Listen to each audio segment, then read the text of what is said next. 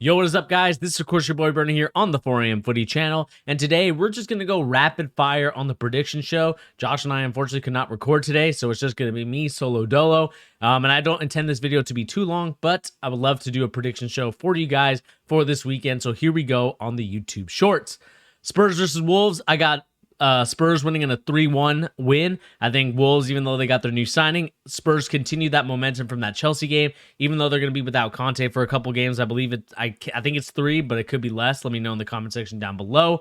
But I do have the Spurs winning this in controllable fashion. I think Wolves, they're still struggling on the offensive end, trying to find who's going to score the goals for them.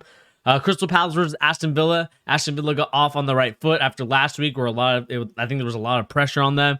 They ended up winning that game. But in this game, I have Crystal Palace winning this one 2-1 over Aston Villa. I think Crystal Palace, even though they showed an impressive draw against Liverpool to some extent, I thought they could have been more attacking. And I think we're going to see the attacking from this game against Aston Villa. Everton, Nottingham Forest. I got Nottingham Forest in a 3-0 win. I'm worried about Everton. I have no idea how they're going to score the goals. But what I do think is going to be an awesome thing to see here is I think Nottingham Forest, their signings, and Neco Williams, who continues to be kind of the motor for this team, is going to continue to push them forward, and I could potentially see them winning, like I said, winning this game 3-0 and really making a push to be in the top, or at least the bottom half of the table. Brentford, Fulham, I got that as a 2-2 draw. I think Brentford's momentum from the Manchester United game continues on here, but I think Fulham gets back on track with the Mitrovic equalizer. I think Mitrovic is going to score, get back on the track after missing that penalty from last week, and I got that game 2-2 like I just said. Leicester, Southampton. I think Leicester finally gets on the board, and they win this game against Southampton. Again, worried about them, even though they have Ward-Prowse. I still think that I'm concerned with Leicester, just to some extent because of their goalkeeper situation. I thought that it was a poor showing from their keeper last week. I believe it was Danny Ward. Not very good, so I definitely have Leicester winning that game. And then, of course, we got Bournemouth versus Arsenal. I think that this is going to be a repeat of last week for Bournemouth. I think it's going to be another shellacking by Arsenal. I think this one's going to be 5-0. I got Jesus with the double. I got Zinny Zinchenko with 1 goal. And I got Martinelli with another goal as well. Saka will just have to wait on the score sheet, but he will get a ton of assists. And so I got Arsenal winning that Bournemouth game 5-0. Leeds versus Chelsea. I think this one's going to be the most anticipated, or I should say most anticipated, but this is going to be one of the most watched matches. Because I think without Tuchel there and the shackles I feel like he does present on his team, I think this team will be a lot more loose. I think they'll be able to go out on the field and score a little bit more. And I think this is going to actually be a wild game. I got this one going 4-2 to Chelsea. Obviously can't be too biased, but I think Chelsea does get the win in this one.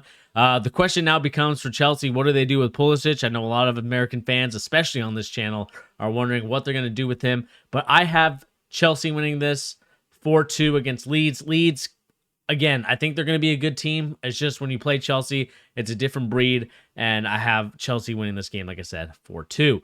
Brighton versus West Ham. I think this is going to be another troublesome spot for the Hammers. I think that this is going to be a 2-2 draw. Brighton, I think, has been having such great momentum with Potter, and David Moyes continues to struggle with this team. And so by that account, I do have this game being 2-2. And now the questions have to go to West Ham in the future. Do they need to get more reinforcements for next week? That's the biggest question mark. Do they need to get someone in the transfer market relatively soon? David Moyes has been clamoring for it, and so that's the reason why I got West Ham and Brighton being 2-2. Manchester City versus Newcastle. I got this one being maybe an upset to some extent, but I got this being a 1-1 draw. I think, knowing Newcastle, I think they're going to play a little bit more defensive. Man City's going to try to go up on an attack. I think Haaland scores the goal for them. And then Newcastle, I think it's going to be Guardis. I think Guardis is going to score the goal for them, and it's going to be 1-1. Again, I think that this is going to be one of those games where Newcastle defends the heck out of the ball. Manchester City continue to push forward and try to stay in their third. And I just think that's going to create a goal opportunity for Manchester City, and Newcastle might score the goal early, but I think Manchester City equalizes to kind of hopefully put a little bit of a damper on the title race. Moving on to probably the anticipated match of the day, or the week, I should say, probably Manchester United versus Liverpool, just with the way and the form of both of these teams. You have a team that right now is in last place, or last in the table, with Manchester United with a -5 goal difference. Meanwhile, you have Liverpool with the 0 goal difference, just with all the stuff that's been happening. You also have the Darwin Núñez red card. And so I think that this one's going to end up being a 3-0 win to Liverpool, because even though they potentially could bring in Casemiro, which is rumored for Manchester United, I still think Liverpool have enough offensive firepower to overcome the Manchester United midfielder, because they're still going to have either Fred or McTominay in there. And Lord knows that if those two are in there, Liverpool is going to be feasting in the midfield. The only problem is that Liverpool also is not really as depth as we once were a little bit earlier. But yeah, these are the rapid fire prediction show. I know that we didn't go into too much detail with some of these games, but I think that this is going to be a fun and exciting weekend. Once again, the Premier League is back. You're going to see a lot of shellackings. You're going to see a lot of great games.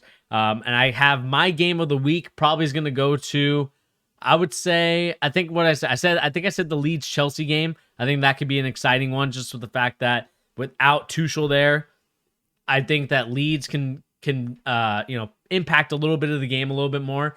But I still think at the end of the day, Chelsea just has too much talent to lose this game. So I got that game being 4-2 in a 6-goal thriller in, I believe this is Ellen Road in Leeds. My dud of the week, I think in terms of what game is going to be kind of the most mid, would probably have to be, it's probably going to have to be the Leicester-Southampton game, because I just think at the same time, Southampton, I'm not really convinced with as a team.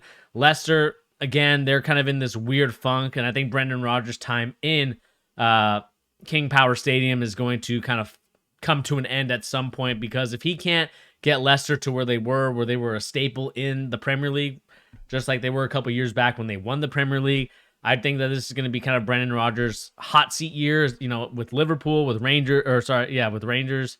No, I think Celtic. Sorry, he was at Celtic. I think it's going to be, again, one of those situations where he's on the hot seat. So with that being said, let us know in the comment section down below. What are your predictions for this video? I'd love to know what you guys think in the comment section down below. But anyway, guys, like I said, my name is Bernie. Let us know your predictions, and let us get to 50 subscribers here at 4am Football. Peace, everybody.